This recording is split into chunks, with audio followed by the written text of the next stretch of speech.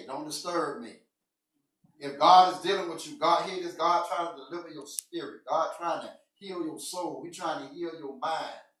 And all of a sudden your phone rang. And the worst thing you can do while you're in prayer is have your TV on. What? You trying to pray, calling down fire from heaven. Good time in the thing. Now you know you think about JJ and Thelma and all them. Now you know I can't stand that. I tell my kids, I just told Brother Jonathan the other day, man, turn that off. I don't want to hear that. I can't be in my word and the TV on. Because I'm listening to what they saying. I mean, I'm trying to read my Bible. This commercial that came on, boy, talking about this bacon wrap pizza, and that's not messed me up. Said, Lord, Jesus, man, turn that TV off. I don't want to hear nothing. I just want to hear the word of God going in my spirit. I don't want to hear nothing else. I'm telling you. And that's the worst thing you can do is be disturbed.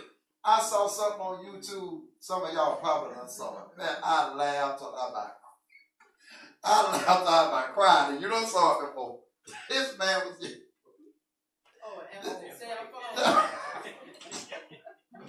This man get proud for deliverance. I mean, getting a demon cast out of him like he on a man got his hand all on him. He all shaking that fell to the ground. He that fell to the ground, the man of God started, come on out of him. Come on out of him. That took it out and just still up wild and shaking. Next thing you hear something say, you're like, wait a minute. Man, I couldn't believe what I saw. I said, what? This man was faking. That brother said, just a minute. What do you want? I'm in prayer. I'm in church. I couldn't believe it. And went back to shaking. I said, boy, look here. That go to show you, boy, people be around here playing, man. You telling me you get delivered and you answer your phone? What's more important? Look, that's crazy. That is distraction. That's a sign of an attack on your life.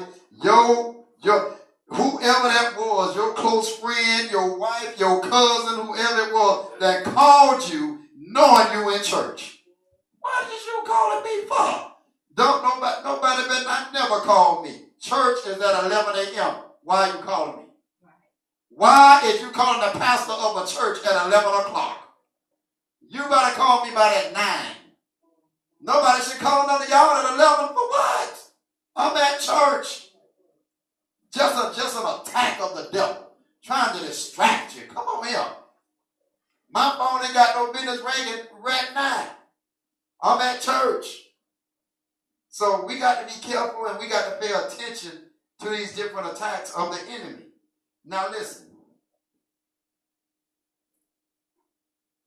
When you are under a prayer attack, it seems like there's no joy in it. There's no flow in it. There's no time for it because something always happens. The phone rings. The kids break something. Someone knocks on the door. Something burns in the oven. There's a car wreck out in front of the house. Something. Every time you go to pray, something happens. You get down on your knees to pray, and your mind is thinking about everything but God. Come on, God. They got me like that too. That devil trying to distract you from praying for your family. He's trying to distract you from you asking God that help my coworker be delivered.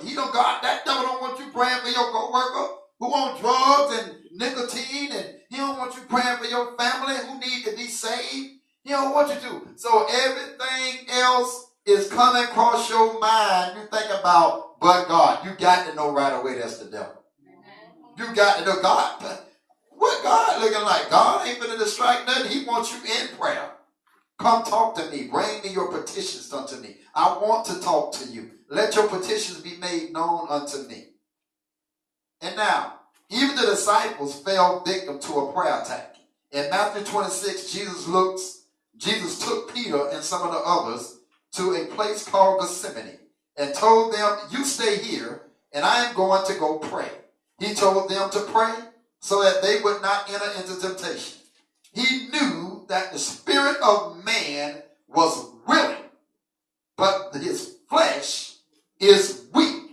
What what did the disciples do? They all fell asleep. Prayer attack. Jesus asked them to pray while he went to pray. They went to bed. Prayer attack.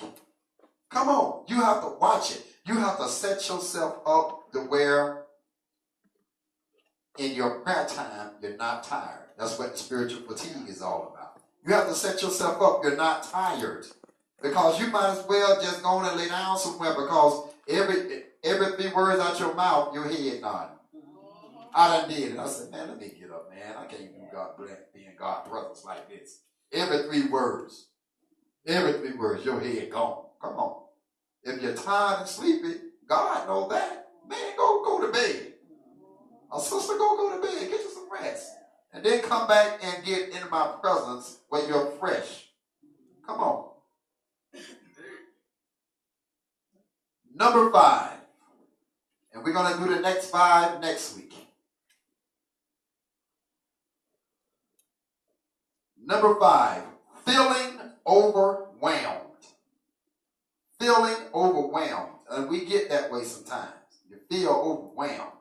Like everything is just on top of you. You're going through this. Now here come another one. Then here come another one. Then here come another one.